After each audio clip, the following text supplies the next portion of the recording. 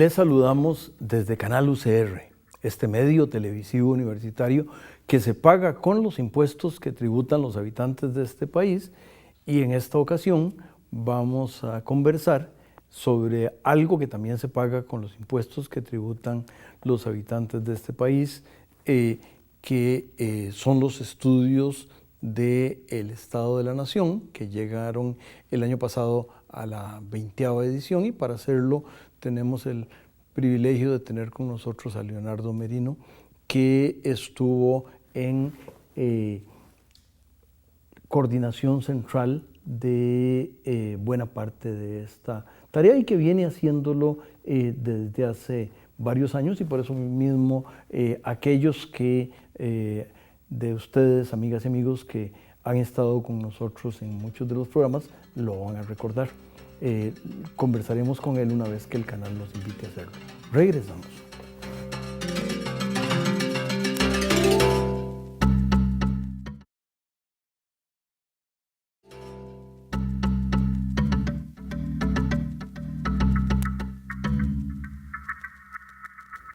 Continuamos, amigas y amigos, conversando con don Leonardo, y tal vez el primer tema, don Leonardo, es que, digamos, el arte del Estado de la Nación, y el arte tiene, entre otras cosas, que ver con la imagen que se presenta en la portada del estudio, que siempre, además de que es muy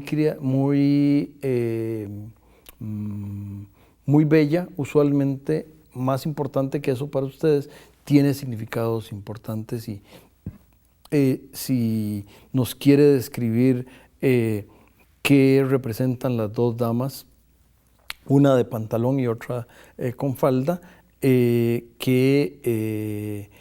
una con zapatos que posiblemente le deben molestar en largo plazo la cintura, y otra con zapatos más planos, y frente a ellas, ella una frente a la otra y con una planta en el fondo.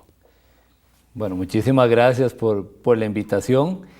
El informe cumple 20 años, ¿verdad? Y tal vez aprovecho para contarlo y para celebrarlo. Por favor. Es, desde 1994 tener en Costa Rica un diagnóstico sobre la situación nacional desde la perspectiva del desarrollo humano sostenible ha sido la tarea del programa que hacen las universidades públicas reunidas en el CONARE y la Defensoría de los Habitantes y patrocinadores que en cada caso colaboran. Entonces, al cumplir 20 años, al publicar la 20ª edición, la portada lo que quiso llamar la atención, si lo ven con cuidado, ojalá puedan ver los televidentes, las televidentes. En realidad, perdón, se trata de la misma persona. Don Leonardo, ¿sí? Un detalle,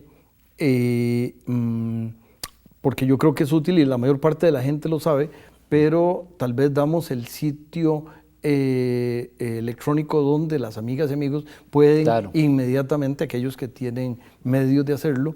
Repítalo usted mejor para... Sí, es www.estadonacion.or.cr.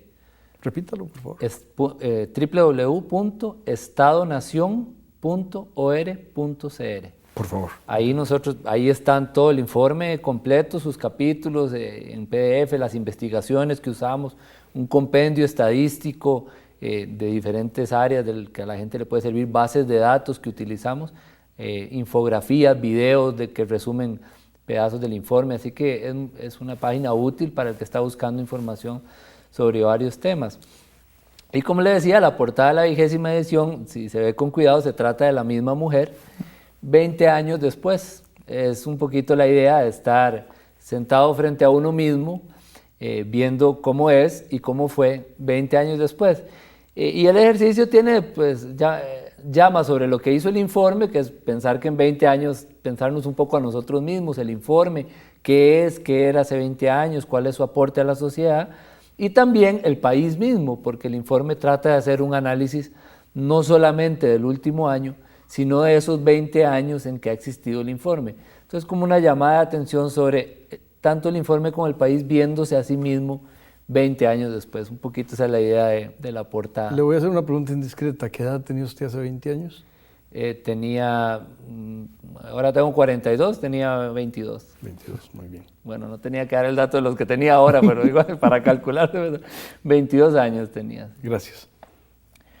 Entonces, bueno, el informe, insisto, es un esfuerzo nacional que es importante conocer, no es el que dice la verdad, no es el que dice las recetas, es una fotografía sobre el desempeño nacional, en este caso que combina la foto del año 2013 e inicios del 2014, porque como hay elecciones, pues ya cada vez metemos más los datos del año en que estamos investigando, con una fotografía de mediano plazo de qué ha pasado en los 20 años, y cuando digo 20 años no es exactamente el 94, sino digamos que a partir de los años 90 hasta ahora, analizando un poquito el estilo de desarrollo que cambia en Costa Rica después de la crisis de los años 80 y hasta ahora, y hacemos una evaluación de cuál es en materia de desarrollo humano sostenible la situación nacional.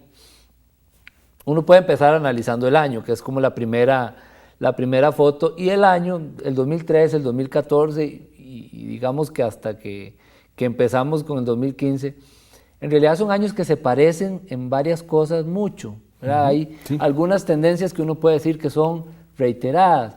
Es un año, por ejemplo, con crecimiento económico, ¿verdad? 3.5% es en el 2013.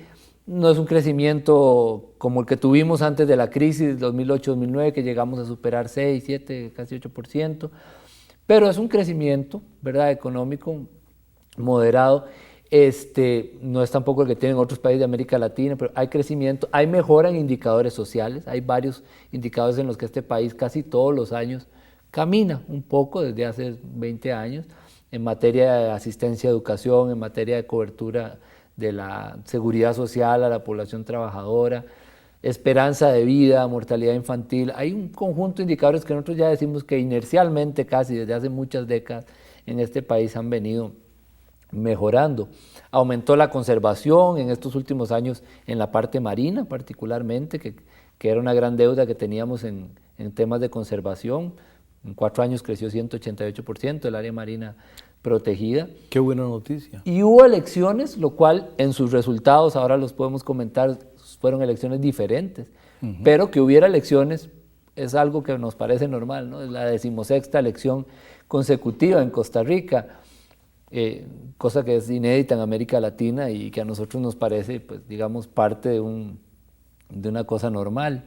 Son cosas que se parecen, pero la foto del año también, o de este último periodo, si uno la ve con cuidado, hay algunas señales de cambio, algunas de ellas preocupantes.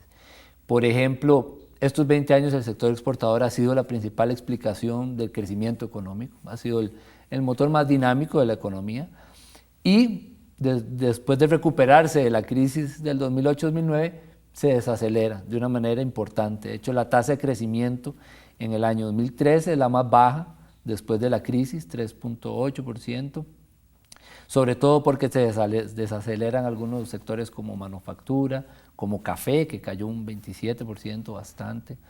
El sector servicios también baja, aunque se logra sostener un poco gracias a que el turismo creció, un 12%, hubo ahí un compensa, pero en su conjunto hay un freno, un pequeño desaceleramiento se desacelera, perdón, la principal fuente de crecimiento económico de los últimos años. También pasan cosas interesantes, como que en materia ambiental, que somos un país con una imagen internacional muy buena, aparece un índice donde se golpea mucho la imagen del país, un país que cae del 5º lugar al puesto 54 en el mundo, en un mismo índice en solo 2 años, y bueno, ahí el índice tal vez con cambios metodológicos empezó a reflejar que hay temas que no son la conservación y la biodiversidad en las que estamos muy mal, como manejo de aguas residuales, como emisiones contaminantes. Entonces, al incorporar indicadores sobre esa parte no verde, digamos, del tema ambiental, Costa Rica sale muy castigada. Y por último, quizá el cambio más relevante, viendo esta pequeña foto del año, sin duda es el resultado de las elecciones. No por lo más obvio, que es que gane otro partido, que ese, digamos, el resultado que salta a la vista más por primera vez, un partido nuevo, distinto a los herederos, digamos, de las divisiones del 48. pero sí por varias características de esta elección que tienen implicaciones para el sistema político, incluso más allá de este periodo de gobierno. Por ejemplo, una de ellas, como con el 38% de los distritos solamente en primera ronda, el PAC gana en primer lugar la elección, tomando todo el sector urbano de clases medias, sobre todo la gran área metropolitana, antiguo bastión de otro partido, ¿no? Sobre todo de Liberación Nacional mayoritariamente durante los últimos 50 años, con vaivenes históricos, ¿no? Pero digamos, hay un cambio importante en todo este gran sector de población que está aquí concentrada, por insisto, solo 38% de los distritos, pero aquí está la inmensa mayoría de la población en la parte metropolitana. Y segundo, y quizá más relevante, Costa Rica deja de ser oficialmente, según la literatura, politólogos y especializados, deja de ser un país bipartidista ya deja de ser incluso un país de bipartidismo en transición, que fue desde el 98 casi hasta el 2010, y pasa a ser un país multipartidista fragmentado además, es decir, en que por ejemplo su Congreso está con varios partidos representados, pero todos de fuerza pequeña y mediana, digamos, ninguno dominante. Además, en un contexto de un país presidencialista, lo cual también suena complicado, es un país presidencialista, pero con multipartidismo fragmentado. No se entienda jamás que la pluralidad es un problema que resolver, es una nueva situación, es una nueva realidad. Pero esa pluralidad nos hace pensar un poquito que primero la responsabilidad de los operadores políticos que están ahí es fundamental para tomar acuerdos, para llegar a decisiones. Digamos, hay un caldo de cultivo para que si algunas par de fuerzas políticas lo deciden no pase nada en mucho tiempo. Hay una gran capacidad, digamos, de entrabar. Es muy importante. La metáfora de pararse en la manguera. Exactamente. Y solo se requiere un pie para pararse en la manguera. Exactamente. Y tenemos 4 o 5 grupos de fuerza media. El Ejecutivo, por ejemplo, no tiene tiene la segunda minoría en el Congreso. Recordemos que 20 años antes, en la elección de exactamente 20 años antes, había 2 grandes bloques en el Congreso, con una mayoría del partido ganador, en ese momento Liberación Nacional, y ya en ese año el presidente de la República era cuando empezó a hablar en Costa Rica de ingobernabilidad. Decía en ese momento José María Figueres, cuando empezó a incorporarse el concepto de que Costa Rica era ingobernable, en un escenario en que básicamente había 2 bloques y el Ejecutivo tenía la mayoría. Hoy en día el escenario es mucho más complejo, mucho más fragmentado. Las reglas de elección y las reglas del sistema político, las reglas de toma de decisiones en la Asamblea son prácticamente las mismas desde varias décadas atrás, pero el escenario político es muy distinto. Entonces, ese resultado electoral con una población que ya no está tan casada con los partidos, sino que es muy volátil en sus preferencias, que está muy movilizada, está bastante en la calle, en los últimos 4 o 5 años un grado de movilización particularmente mayor que en los últimos 20, hacen ver que, digamos, el resultado de esta elección y este momento político también es distinto. Entonces, tal vez cierro esa foto del año diciendo, es una época que mantiene tendencias positivas y negativas, ¿no? Alto desempleo, altísimo desempleo, comparado, ahora lo podemos ver con más detalle, pero comparado con niveles de desempleo de la plena crisis de los años 80, pero con crecimiento económico, es una paradoja. Alta desigualdad, el 2013 es el punto más alto en coeficiente de Gini, desigualdad de ingresos de la población y una pobreza estancada como porcentaje de hogares desde hace 20 años en el 20%, incluso en la última encuesta 2014 ya 22, más de 22%. Con ese dato y otros más que usted aportará, don Leonardo, vamos a pedirle al canal que nos invite a regresar una vez que lo tenga bien.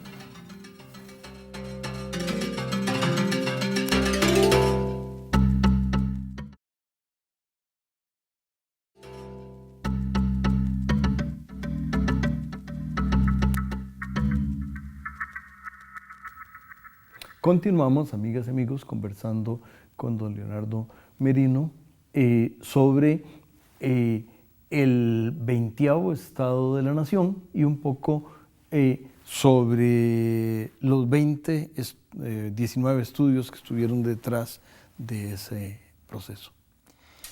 Bueno, la pregunta que uno se hace rápidamente al ver el año es ¿qué es lo que significan los cambios que uno en Costa Rica y qué significan estas paradojas de estar en una época que tiene crecimiento económico pero no logra resolver problemas de la equidad social, desigualdad, pobreza, desempleo. Entonces vemos un poco hacia atrás, hicimos una evaluación que voy a resumir lo más rápido posible de qué ha pasado estos 20 años. Uno no puede simplificar la historia como yo lo voy a hacer, pero lo voy a hacer por el tiempo. Este país, después de la época de los 40 y de la guerra civil, puede dividirse en 3 etapas su historia. Una etapa bastante avanzada en crecimiento económico y progreso social entre los años 50 y 80. Logramos en 30 años bajar, por ejemplo, la pobreza de la mitad de los hogares al 20%, entre otros grandes logros. Luego viene una gran crisis, los años 80, la década perdida, no solo en Costa Rica, una caída importante de la inversión social, del gasto en educación, en infraestructura, en salud, una caída económica gigantesca, una altísima inflación, más deuda pública, una profunda crisis donde cometimos, entre varios errores, el error gigantesco de desaprovechar la educación de la población, que en ese momento tenía 14, 15 años, que iba a engrosar nuestra mayor cantidad de población trabajadora en toda la historia, nuestro bono demográfico. En ese momento la dejamos salir del colegio. Luego de esta crisis, el país cambia su estilo de desarrollo y la tesis del informe, en resumen, es que el estilo de desarrollo que se implantó en los años 90 nos permitió salir de la crisis, pero ha sido insuficiente y se ha desgastado en su capacidad de resolver los problemas del desarrollo humano. Ha sido una época de un avance promedio, digamos, de un avance relativo, pero que no ha logrado pegar grandes saltos en desarrollo humano. El principal ejemplo comparativo es, en estos 20 años hemos tenido el mismo 20% de hogares en pobreza, mientras en los 30 años que yo decía después del 50, la habíamos bajado 30 puntos porcentuales. Es decir, no hay salto, hay mejoras, pero no hay salto. ¿Por qué? Nuestra explicación, digamos, o la tesis del informe es que hubo 4 apuestas del desarrollo principales que cambiaron el estilo de desarrollo, que tuvieron puntos débiles, que tuvieron problemas estructurales. La apuesta económica, ¿cuál fue? Promover exportaciones, traer inversión extranjera directa. Cambiamos la estructura productiva del país. Empezamos, en 2, 3 años cambió nuestra exportación de ser mayoritariamente agrícola a venir de zonas francas principalmente. Hoy mayoritariamente, más de 40% son productos de alta tecnología. Nota de pie de página, don Leonardo, porque además es muy interesante. La agricultura de cuando yo era joven, incluso más joven que lo que es usted ahora, digamos, era básicamente granos, banano y café. Correcto. La agricultura de ahora es mucho mejor, más eficiente, más porque ahí en lo que mencioné hay 2 o 3 cosas en las cuales la agricultura de Costa Rica es la mejor del mundo o está entre las tal vez 5 mejores del mundo, y en esa época no existía. La agricultura contribuye más a la producción, pero a la producción en términos de productos, pero como porcentaje de la producción y de las exportaciones se reduce, y ahí lo interesante. Fuimos más y mejores la agricultura, pero es menos, con lo cual buena parte de los problemas, y esa es un poco la nota de pie de página, proviene de éxitos. Es decir, este país teniendo éxitos, lo que hace es se compra problemas. Yo cito el hecho de que yo no me haya muerto, yo me tenía que morir hace 20 años, por esperanza de vida mía al nacer. El hecho de que usted no esté solo conversando, sino está conversando conmigo, es parte de los éxitos de Costa Rica. Pero por supuesto, lo que viene en términos de el costo para esta sociedad de que yo no me haya muerto, sería muy barato que me hubiera muerto, porque no le costaría nada a esta sociedad. Y entonces ahí hay un tema complejo. Es una de las transformaciones que estos 20 años más significado han tenido y van a tener en el futuro del desarrollo humano es precisamente esa transición demográfica. Costa Rica, ya el grupo de 20 años, digamos, o menores de 20 años, está en baja como porcentaje de la población. En muy pocos años el grupo ya que va entre 20 y 40 años va a comenzar a bajar. Pero más importante todavía, el bono demográfico en 4 o 5 años empieza a decaer, y el bono demográfico es esta época con mayor cantidad de gente en edad de trabajar con respecto a la gente dependiente. El grupo mayor, sobre todo mayores de 65 años, es el grupo que ha venido y seguirá creciendo mucho tiempo. Eso es un logro como sociedad, pero implica retos gigantescos en materia de atención en salud, en materia de sistemas de seguridad social, en materia de pensiones sobre todo, en materia de una población trabajadora que ahora no es una población altamente calificada, que tiene que tener un grado de productividad que permita que esa población dependiente en su momento también tenga una vida digna, ¿no? Y ese no sea un problema, es un problema que han vivido otras sociedades en Europa, por ejemplo, envejecimiento, pero que resuelven con sistemas sociales un poco tal vez más desarrollados y con una alta productividad. Por eso, haber dejado a esa población crecer y entrar a trabajar sin educación fue un gran error, que es, y retomo el tren, el problema de la apuesta social de los 90, que fue volver a invertir en la gente. Desde los años 90 realmente la inversión social se ha recuperado, aunque todavía hoy no alcanzamos el nivel por persona que teníamos en los años 80, valga decir, pero sí la recuperamos y mucho en educación se duplicó como porcentaje del PIB en estos 20 años, pero los resultados son muy limitados. El promedio educativo de la población creció como 1 año y medio en esos 20 años, es el 9º año, es el promedio, digamos, de la educación de la gente adulta en este país, que no es secundaria completa ni siquiera. La población trabajadora que tiene secundaria completa también aumentó, pero es 44%, quiere decir que hay un 56% de la población trabajando que no tiene secundaria completa. Por eso el perfil del desempleado en este país es realmente de muy poca calificación, 7 de cada 10 no tienen secundaria completa. Y eso por ese descuido que tuvimos en la gente que ya hoy es de mi edad y tiene que trabajar y probablemente no va a volver a terminar la secundaria. Se gana los frijoles ya con lo que tiene, pero no lo estamos haciendo muy bien con la gente joven tampoco. Entre el grupo de 15 a 24 años, una edad en que la gente debe estar adquiriendo destrezas, capacidades, 41% de gente que está excluida, que o solo trabaja, o no estudia ni trabaja, o está en la casa haciendo trabajo no remunerado, como el caso de muchas mujeres que han tenido embarazo adolescente o que han obligado a quedarse sin trabajar y sin estudiar, cuidando su hogar. Ese conjunto de personas es el 41% de la población joven de este país, es decir, tampoco estamos para futuro con una cantidad de gente preparándose. En materia política también tuvimos en los años 90 una apuesta por mejorar el sistema, la participación, abrimos nuevas herramientas para participar, por ejemplo el referendo, que ya se usó en una discusión en este país muy relevante como fue el TLC, las cuotas para mujeres en las papeletas para el Congreso, que pegaron un empujón importante, a que Costa Rica tuvo incluso en algún momento uno de los mayores porcentajes de toda América Latina de mujeres representadas. En esta última elección no fue así, bajó un poco.